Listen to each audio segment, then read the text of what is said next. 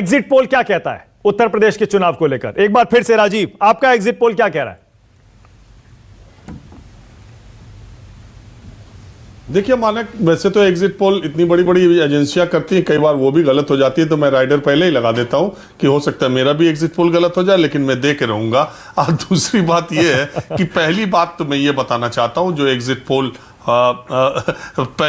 पहला मेरा जो 2-3 चीजें हैं। पहली चीज तो ये है कि मेरी स्पष्ट मान्यता है, मेरे एग्जिट पोल के हिसाब से इस बार की 403 उत्तर प्रदेश की विधानसभा सीटों में 5% से ज्यादा सीटें किसी तीसरे पक्ष को नहीं मिलेगी।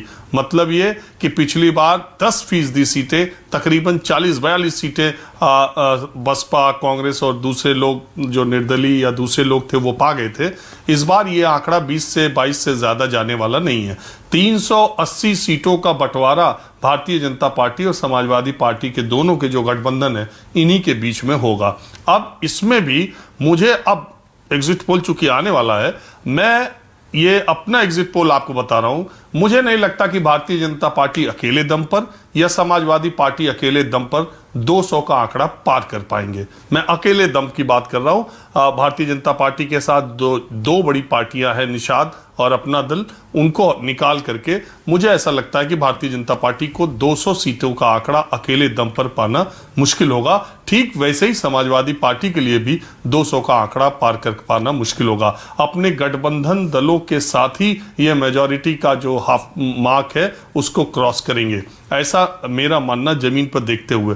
और ये लड़ाई जो है वो कहीं ऐसी नहीं दिखाई दे रही कि कोई पार्टी 280 सीट पाएगी और कोई पार्टी 100 सीट पाएगी।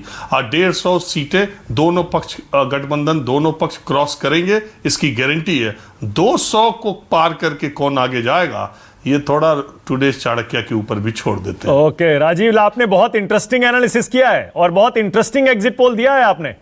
आपने जो सबसे बड़ी बात कही है, जिस पर मुझे बहुत ज्यादा दिलचस्पी है, मुझे हैरानी भी है, आपने कहा 403 सीटें हैं उत्तर प्रदेश की विधानसभा में, आपने कहा 380 सीटें, 403 में से 380 बीजेपी और एसपी को जाएंगी।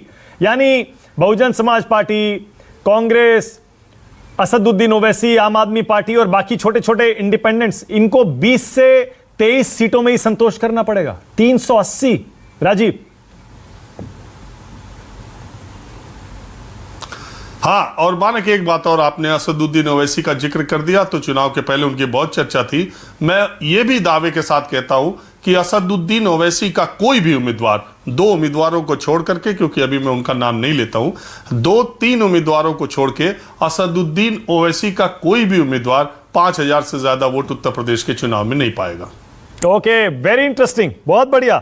और राजीव, ये भी आप कह रहे हैं कि अकेले अपने दम पर बीजेपी और समाजवादी पार्टी 200 का आंकड़ा नहीं छू पाएंगी, यानी उनको अपने सहयोगियों पर निर्भर करना पड़ेगा।